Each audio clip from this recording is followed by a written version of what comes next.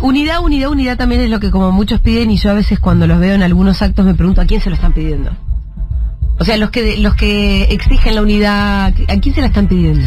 Alberto y a Cristina. De hecho, vos preguntabas por Santoro. Sí. Creo que Santoro lo dijo medio expresamente eso. El propio presidente volvió a hablar de unidad y de reencuentro con Cristina. Lo que pasa también es que a veces yo no entiendo algunos movimientos, porque va Juanchi Zabaleta, que es un lugarteniente de Alberto, se reúne con Cristina en el Senado. ¿Alguien filtra esa información? ¿Fue el kirchnerismo o fue el propio Zabaleta? No lo sabemos. Se echan las culpas mutuamente, pero después sale Larroque a decir con la unidad no alcanza, con una mesa no alcanza. Entonces, está bien que con una mesa no alcanza, pero si todo el dispositivo del Frente de Todos, lo mínimo que está pidiendo para que haya armonía política, tal vez para ir hacia ese horizonte que quiere, es la mesa para arrancar, es como para arrancar, bueno, entonces ¿qué está pasando? ¿Cuál es la búsqueda? Bueno, no lo sé, porque había señales cruzadas de armonía o de cimientos de armonía. Sí, o de señales de acercamiento. Exacto, y después fue la renuncia de Feletti y estas últimas declaraciones en otro tono, en otro lenguaje que el que venía teniendo el ministro de Desarrollo de la Comunidad de la Provincia de Buenos Aires, pero en un tono que claramente no se condice con las últimas gestualidades que, ojo, tal vez forman parte a veces de lo arbitrario de las lecturas políticas, porque un ministro me decía a mí, me dice, sí, yo te veo y te escucho, pero te quiero decir algo, no va por ahí. Es decir, vos ves gestualidades y ves cimientos de armonía que yo no veo internamente. Y entonces, ¿qué? Le toca a la derecha a alguien que lo vive. Yo simplemente...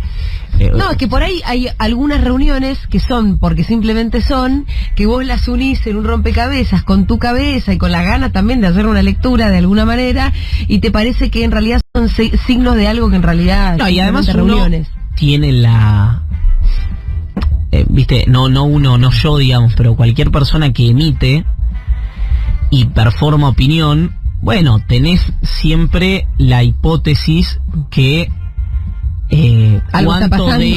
cuánto de eso puede materializarse o puede ser un granito de arena en que algo se materialice. Entonces, también hay algo que es, si el Frente de Todos, o si Alberto y Cristina, o si el kirchnerismo y el albertismo y el masismo no forman una mesa política porque quieren, bueno, probablemente lo hagan o lo tengan que hacer de manera impuesta porque se lo pide parte de su electorado, o no lo hagan y paguen el costo político de no hacerlo, o no lo hagan y no paguen ningún costo político. Digo, es tan disfuncional el Frente de Todos y es una experiencia tan singular para el peronismo que no hay una hoja de ruta. O sea, yo te lo traduzco de otra manera. Hoy yo veo, lo que venimos hablando. Ahora, vos me preguntás a mí, ¿qué va a pasar? Y tengo un telón negro delante de los ojos. Porque una semana parece que hay armonía y que con 2 o 3 gestualidades los dirigentes se entusiasman con un triunfo, y una declaración fuera de los márgenes que se habían autoimpuesto parece que tira todo a foja cero. Y bueno, entonces no ves eso como en la semana a semana. Sí. Creo que lo que vos decís expresa lo que sentimos todos, lo que tratamos de decir la información, leyendo cosas. Ahora, hiciste el ejercicio como que es re difícil, pero alejar el lente y decir, a ver, en los últimos 3 meses, y no notás, por decir un tiempo, puede ser más o menos, no notás como variables más estructurales, tiro las que creo ver yo, por ejemplo, deterioro de la imagen de Alberto en general, por decir una, alejamiento con distintas van y vienen, pero al final alejamiento del kirchnerismo del gobierno. Digo, como al final las cosas que vienen pasando, no sé si la semana pasada, pero los últimos meses te muestran ese derrotero. Y la inflación, que es la inercia, también. Obviamente.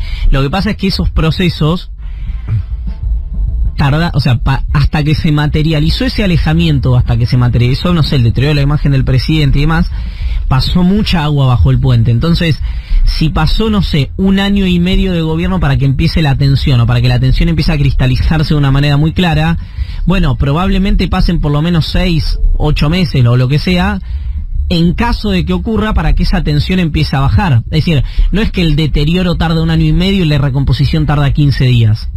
A eso me refiero.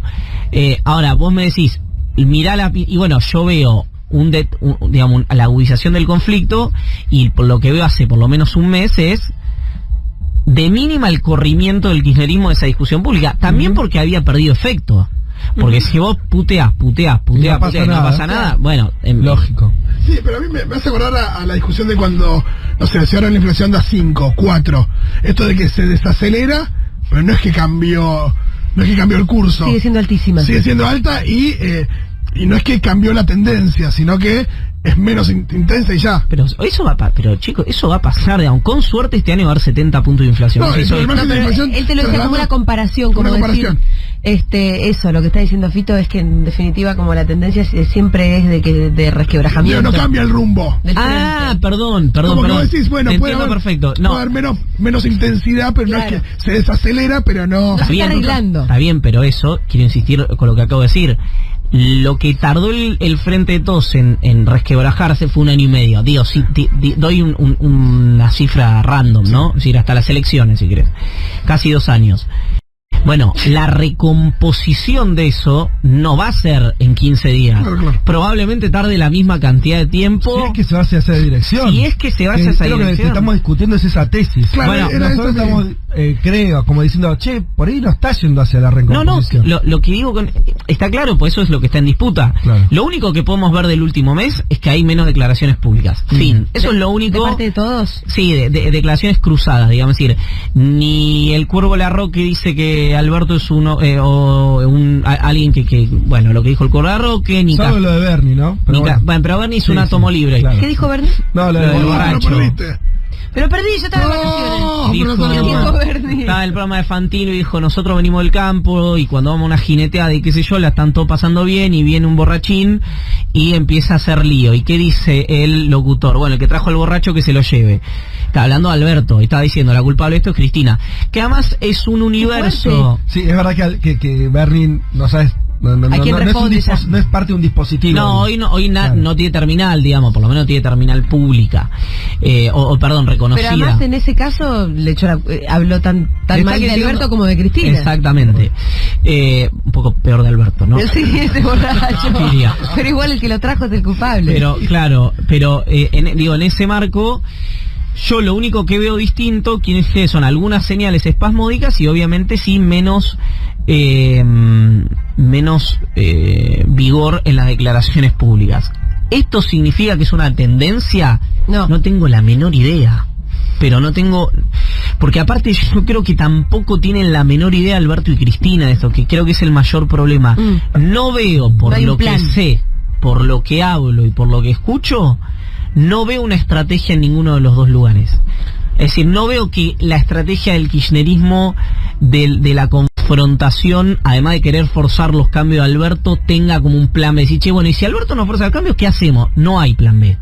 Y no veo que Alberto en esta discusión pública diga, bueno, yo puedo ganar y hacer mi plan económico, pero si no funciona, ¿qué pasa? Tampoco veo plan B. A veces cuando están en medio de la disputa solamente están cinchando. Exactamente. Nadie está pensando en el escenario alternativo, sino estás dando esta disputa. Después verás cómo será, de acuerdo a cómo salga, gané, perdí, ¿qué haces, no? Alguien me decía, y con este caso de cómo será la cañada si el gato la cruza al trote o el chancho la cruza al trote, depende de quién quiera hacer el dicho, que el adulto responsable de la sala es Sergio Massa, ¿no? Que durante tanto tiempo se le ha achacado ser aceitoso, ser internista, oportunista. Exactamente.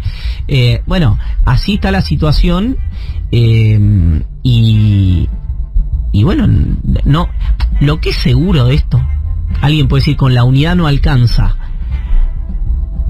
Coincido, pero uno podría pensarlo como se dijo en su momento de cuando Alberto Fernández le decía al resto del peronismo, con Cristina no alcanza, y cuál era, cómo seguía la frase, sin Cristina no se puede. Bueno, la pregunta sería, ¿se puede? ¿Puede el Frente de Todos ganar sin unidad? ¿Puede ganar el Frente de Todos separado? A mí las matemáticas me dicen que no. ¿Cuál es el Frente de Todos separado? ¿Quién es el Frente de Todos? Bueno, hoy el Frente de Todos son los gobernadores, los sindicatos, los movimientos sociales, el dispositivo de Alberto, de Cristina y de Sergio Massa. Bueno, por eso te digo, si puede ganar el Frente de Todos si no está unido, bueno, deja de ser el Frente de Todos. El resultado sería, Bueno, deja de existir lógico, como tal. exacto, con la obviamente. unidad no alcanza, pero sin la unidad no se puede. Bueno, a mí me parece que ese es un recorrido probable. Sé que hay mucha gente que piensa lo contrario, ¿eh? ¿Puedo ¿Que hacer una hay que pregunta? romper? No, que la sociedad no sigue dispositivos políticos, sino que, si suponiete, ¿no? Que se rompe el Frente de Todos, se va todo el dispositivo del kirchnerismo a un lugar, y en lugar de sacar 48 puntos, sacaría 40 porque se polarizaría. Y bueno, yo lo que digo acá, soy muy bilardista, es decir, si vos con una situación X perdiste, ganaste, y con la otra perdiste en elecciones presidenciales, porque qué decimos siempre, no se pueden comparar elecciones de medio término con elecciones presidenciales, vos podés explicar un montón de cosas y probablemente sean ciertas, cualquiera de los protagonistas. Lo que pasa es que si vos ganaste unido y perdiste porque dividido, esta es mi lectura, que el electorado no va a decodificar que solamente por inflación, por esto, por lo otro. Va a decodificar que en parte el dispositivo oficialista perdió por dividirse. Va a ser una narrativa que se va a instalar muy fuerte. Que no estoy diciendo que vaya a ser cierta ni que vaya a ocurrir. Estoy haciendo un futuro distópico. Bueno, para que eso no pase, porque mi sensación es que el Frente de Todos tiene la garantía de derrota si se divide, Obvio. es que esta cuestión, ya ni sé si mesa política o de lo que sea, resolvería las cosas por sí misma, pero ya parece muy indispensable, aún con lo manoseada que está. En el telón ese negro que vos decís que ves, o sea que el futuro es un telón negro, ¿no te parece que una probabilidad bastante alta sería que si en los próximos 2-3 meses y no mucho más la inflación sigue siendo de las magnitudes que es ahora, si la economía o la gestión económica no da alguna respuesta, algún alivio, medio que más allá de Cristina, el kirchnerismo y la mar en coche, este rumbo se cae y que tiene que Completamente de acuerdo. De hecho, hay sectores de Alberto Fernández que anticipan que eso que dice Fede va a pasar y están preparando un plan de estabilización. Y bueno, escuchábamos que finalizaba este resumen la voz de Leandro Santoro. ¿En qué anda Leandrito Santoro? Estaba ahí defendiendo la idea de las retenciones, pero hablaba de la necesidad de que las militara la sociedad. Sí, eso pasó, si ustedes recuerdan, con un igualitario, ¿no? Aquella reunión que había tenido, que ya forma parte de la mitología política argentina, que había tenido la CHA con Néstor Kirchner y otras organizaciones de la sociedad Que civil. Néstor dijo, milítela, y yo la voy a bancar. Y yo la saco. Y bueno, finalmente fue lo que pasó. Ha pasado también en otras situaciones. Ocurre que si hay una sola cosa en la que yo coincido con Gabriela Cerruti, esa es que las derrotas te marcan. Que no es gratis ir y perder, porque eso te saca seguridad, etcétera, etcétera. Vos hablas del 2008. Bueno, el 2008 marcó a fuego eso, porque marcó para bien al kirchnerismo, pues le creó una identidad política, para mal en la política pública, pues nunca más se pudo hablar de retenciones en la República pero Argentina. vos hablas de que las derrotas te marcan, ¿estás hablando de la derrota del 2008 y la posibilidad de tener retenciones hoy? No, hablaba de Vicentín, ponele también, o de, qué sé yo, el presupuesto, no sé, cualquier cosa, cualquier iniciativa con espacio político, digamos, procede, y eso no se materializa en un triunfo, a menos que vos sepas que vas a perder y das la batalla igual por una creación de sentido, lo que sea, eso te marca, digamos, obviamente. Pero pasa, no quiero ponerme como el expresidente, pero pasa, es muy parecido al fútbol en ese sentido. Es muy parecido al fútbol. Sí, ponís perdiendo. Bueno, cuando entran los jugadores a la cancha, el 5 que es un crack y no la pide tanto. Claro, pero si vos decís, bueno, venimos gobernando, perdiendo, ¿para qué seguir gobernando? Digamos, también. Uno no gobierna para darse por vencido los últimos 2 años o año y medio que te queda para gobernar, solamente porque te vienen saliendo mal algunas cosas. No, pero si para vos no abrir la discusión de retención es darse por vencido, es un poco extremista eso, porque tenés un millón de cosas que los gobiernos hacen. Pero con esa lógica estás muy cerca de decir que gobierne Macri. Sí, pero está bien, pero hoy gobernar tiene que ser bajar la inflación o desacoplar los precios de los alimentos de los precios internacionales. O sea, tiene que ser prioridad 1 de gobernar hoy acá Argentina. Completamente de acuerdo. Y sobre eso No se está haciendo nada. No, se hizo el fideicomiso que nunca se materializó y empiezan las... No, bueno, está bien, pero si vos hablas con los albertistas te dices tu culpa de Feletti. Y Feletti no es de Alberto, Feletti de Cristina. Está Entonces empiezan las discusiones.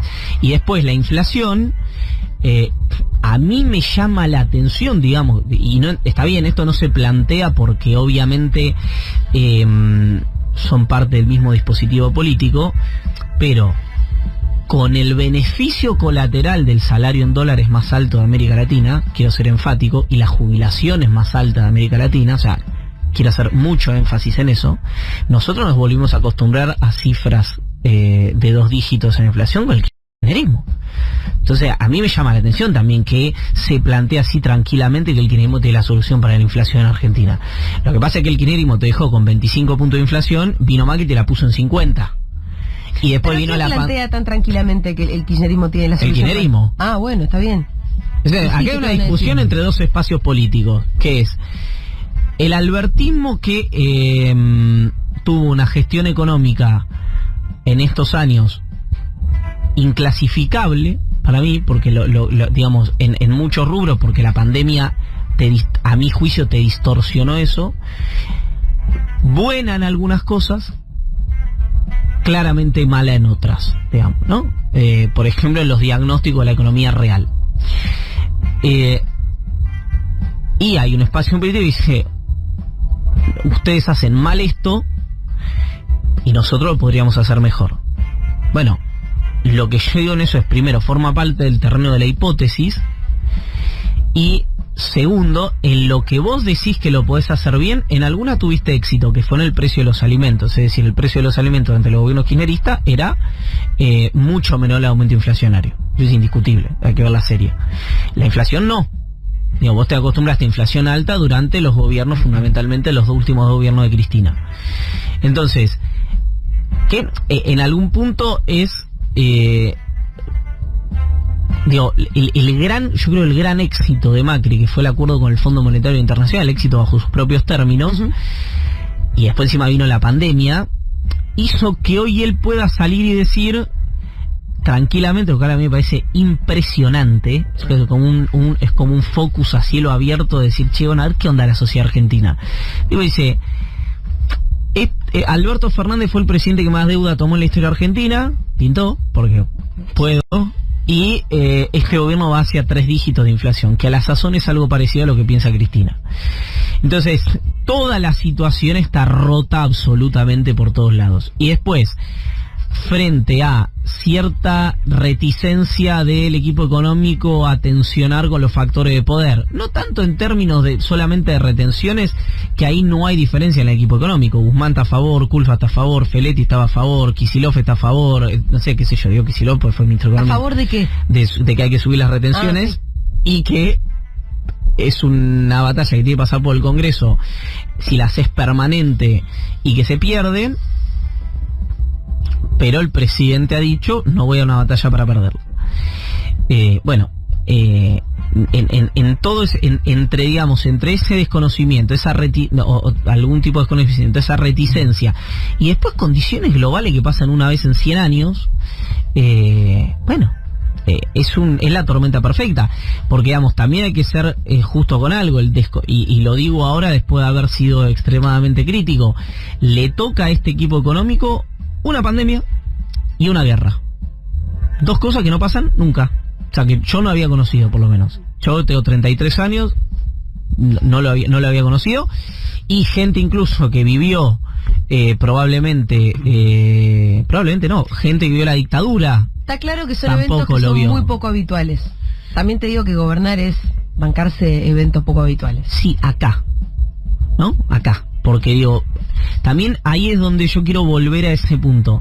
Que gobernar Argentina tenga las variables, va a decir, es la única variable que la podemos ver, digamos, pero las variables macroeconómicas de gobernar países que están en guerra, hace que, bueno, como decía, yo me acuerdo de lo escuchado Lina una vez, ¿se acuerdan que no fue durante la 125? Fue unos años después, creo que había incendios en Entre Ríos que decían que eran intencionales, que no sé si era para cobrar el seguro, pero no importa, había humo en la ciudad de Buenos Aires. Sí.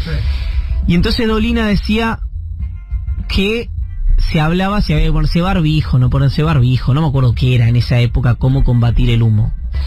Y entonces Dolina decía, alguna vez va a pasar que acá va a haber búfalos, y va a haber búfalos como andando por la ciudad. Entonces la conversación en la televisión va a ser, bueno, hay que alambrar tu casa, no hay que alambrar tu casa, cómo cuidás a los chicos los búfalos, en lugar de decir, che, no tiene que haber búfalos. ¿Por qué hay búfalos en la ciudad de Buenos Aires? Bueno, a mí me parece que en la realidad argentina ya hace muchísimos años, más o menos, digamos, en 2001 obviamente fue un pico, después hubo claramente una estabilidad, y por ahí en el último gobierno de Cristina, con, no porque sea una cosa autoinfligida, pero con, por ejemplo, la famosa cláusula Rufo, la pelea con los buitres, la ley de medios, etcétera, etcétera, etcétera, empezó a influir políticamente eso en la economía y se te empezó a distorsionar variables. Y después, bueno, vino Macri, que podría haber tomado 3-4 mil millones de dólares de deuda por año, haber corrido la agenda un poquito más a la derecha de la economía, haber empezado a acelerar nuevamente la creación de empleo privado, etcétera, etcétera, etcétera, y eligió sobreideologizarse, romper todo y hacerlo volar por el aire. Y después vino el gobierno de Alberto Fernández y tuvo una pandemia y una guerra. Y el acuerdo con el Fondo Monetario Internacional y con los bonistas privados. Bueno, vamos a... Esa es la cronología de los hechos. Perfecto, vamos a puntualizar un poco. Eso es lo que pasó. Vamos a puntualizar, porque vos arrancaste tu newsletter hablando de la renuncia de un funcionario cuyo nombre, la verdad, yo no había leído nunca, pero además también recién escuchábamos en el resumen a Darío Martínez, secretario de Energía, hablando justamente de esta renuncia, que entiendo que es una renuncia, a pesar de que es su nombre yo no lo había escuchado nunca, bastante elocuente y pesada. Era un tipo que era importante en relación al gasoducto Néstor Kirchner, que es importante en relación a todo esto que estamos hablando, que es Argentina y su posición en el mundo. Efectivamente. ¿Por qué renunció este chabón y por qué fue tan importante? Bueno, Antonio Pronsato, ex funcionario de Julio De Vido durante los gobiernos kirchneristas, el funcionario en Energía Argentina, ex IEASA, ex ENARSA, que más se estaba cargando, digamos, el que más empujaba la construcción del gasoducto. Que el encargado, digamos, viste, cuando nunca es una persona la que hace una obra de esta magnitud, no, claro, pero como el encargado de eso. Y además, ¿por qué es tan importante el gasoducto Néstor Kirchner? Bueno, es importante porque implica para la Argentina, primero, el aprovechamiento del gas de Vaca Muerta, que es finito, porque estamos en un proceso de energías renovables, que más o menos, depende con quién hable, dice más o menos 30 años, y que al principio son 3.000 millones de dólares por año en materia de exportación, y puede llegar hasta, te digo, los más optimistas, qué sé yo, te hablan de 20, 25, 30 mil millones por año en 10 años. Eso forma parte del terreno. O sea, hay que construirlo rápido, porque el gas en algún momento va a dejar de ser una energía utilizada en el mundo entero. Exactamente. Hay que explotarlo ahora. Exactamente. Y además hay que construirlo rápido, porque Argentina le urgen, necesita dólares. Bueno. ¿Esto además exportaría gas? Sí, claro. Okay. Sí, a Brasil, por ejemplo. Okay. Sí, a Brasil, por ejemplo. Y te permitiría, además... el autoabastecimiento. Bueno, uno supone que ese aprovechamiento, entrarlo en el ojo... ¿Te pica el ojo, Ivancito? No, entrarlo en el ojo, no sé qué. Tiene que ver con eso. Pero, perdón, volviendo a Pronsato, a esto iba... Aparentemente, porque él lo único que ha hecho con los medios es confirmarnos su renuncia durante el día de ayer, pero no se ha expresado demasiado en los motivos. Sí. Yo hablé con un amigo de él, una persona sí, un amigo de él, que también forma parte hoy muy, muy, muy lejos de la toma de decisiones, pero forma parte del Frente de Todos, que lo que me decía es que tenía que ver con diferencias con la actual gestión. Esto es interesante porque no es una discusión como viene pasando entre albertistas y kirchneristas, masistas y albertistas, sí, kirchneristas y eso, sino que es todo cámpora, digamos, todo kirchnerismo de lo que estamos hablando. La interna de una interna. Claro, ya es discusiones que tienen que ver más con la gestión, sí, que con la política. Pero adentro del kirchnerismo. Sí, exactamente. En este marco es que... digamos, yo no he escuchado la versión, quiero ser justo con esto, de la cámpora. Si relativizan en energía las críticas que yo les trasladé que me habían llegado, que había hecho internamente Pronsato, es decir, demoras, burocratización, falta de eficiencia en la ejecución de la firma de contrato, de la liberación de pagos, etcétera, etcétera, etcétera. Y se fue. Acá también hay un tema, esto no es información, es análisis mío, que debe pesar también en algunos sectores. No estoy diciendo que haya sido un factor de Pronsato, ni estoy diciendo que esto le pese a la Cámpora, estoy diciendo que me pesaría a mí si estuviera ahí, digamos, como para sacarlo de la cabeza de cualquier otra persona, que es en el gobierno de Macri se persiguió deliberadamente a exfuncionarios por cosas que ni siquiera a 400 kilómetros te podía aparentar que constituía un delito. La construcción de un gasoducto en que tu primer herramienta es liberarle 26.000 palos a Techint, bueno, hay que poner el gancho ahí, digamos, ¿no? Es decir, tu legal y técnica tiene que ser John Marshall. Sí. Para que vos te sientas seguro que metes el gancho en... Y por más que sea John Marshall, el macrismo también tuvo métodos realmente muy creativos en la persecución. No, obviamente que sí. Aún siendo John Marshall te puede meter preso. Sí, si quieres. Esa es la jurisprudencia. La variable, Iván, podría ser que hay muchos que ven que en 2 años tal vez no gobierna el Frente de Todos. Exacto. Digo, esa instancia más eso está en mi cabeza, no estoy diciendo que haya estado... No, pero es muy razonable que sea una variable más. Máxime cuando Jorge Ferraresi dice, su ministro, digamos, ¿no? Estamos hablando de... Dice, cuando esto termine, algunos vamos a ir presos, otros van a ir a dar clases a universidades del exterior. ¿Eso contra quién lo lees? Bueno, ¿El para mí... ¿El presidente o el ministro de Economía? Para mí es muy difícil que no sea apuntado a Martín Guzmán. Ahora, Ferraresi es... O fue durante los últimos meses un albertista. Sí. ¿No? Es decir, alguien que era vicepresidente del Instituto Patria y en sus declaraciones públicas y en su formato interno pasó a formar parte del dispositivo del presidente. Por eso a mí me sorprendió tanto, porque claramente ese no era un dardo dirigido al kirchnerismo. Es decir, si hay un sector al que no puedes acusarlo, que no va a ser perseguido judicialmente o que no se va a quedar en la Argentina, es el dispositivo de Cristina Kirchner, que en ese sentido internamente y también el sistema político en general le reconocen como un sacerdocio para el sufrimiento, digamos, ¿no? En ese sentido. O sea que Ferraresi ya no estaría dentro de los albertistas. No lo sé, honestamente no lo sé, me impresionó. Está difícil de analizar en realidad Ferraresi, en ese sentido. Sí, claro, también puede pasar que a mí alguien me decía sobre Sergio Berni una vez que Cristina sabe que lo deja correr porque sabe que le dura un café. También hay una cosa sobre la psicología de la gente que estuvo cerca de la vicepresidenta, a quien la vicepresidenta los conduce o los condujo, que esto es muy difícil de entender, puede ser muy difícil de entender, digamos, para quien les habla, pero no formaste parte de un dispositivo con el nivel de pregnancia del kirchnerismo, que Cristina te sienta y te cierra, digamos. Debe pasar parecido con Macri en el sentido en el que, o sea, es difícil de entender para quienes no militaron en política y no fueron conducidos por una referencia clara en algún momento, pero la verdad que es así. Bueno, de Macri me decían que funcionaba más alguien con muy... No, con autoridad, no tanto, o sea, con el temor a esa autoridad que con la lógica de conducción. Yo no estoy diciendo que Cristina se haya reunido con Ferraresi y Ferraresi después salió y dijo esto. Lo que quiero decir es, hay variables de dinámica interna que obviamente nos perdemos, que muchas veces impactan en los discursos públicos, eso quiero decir. Igual en el caso de Ferraresi, vos pensás, durante muchos años fue muy cercano a Cristina. Completamente. Claro, solamente el Patri, imagínate. Cuando entre que empezó a ser ministro se empezó a acercar a Alberto, y las últimas semanas, ustedes lo vieron contando acá, y vos en el newsletter además, empieza a ver como el albertista, incluso los albertistas diciendo, bueno, esto no estaría funcionando. Sí, bueno, pero es más o menos esperable. Pero hace 2 semanas Ferraresi pidió un aplauso para el presidente en territorio de la Cámpora. Digo, es dinámico esto, pero porque va a ser así hasta el último día, digamos. Me parece que el que espera que haya una hoja de ruta en términos políticos, acá hasta que termine el gobierno del Frente de Todos, o este gobierno del Frente de Todos, está esperando algo que no va a ocurrir.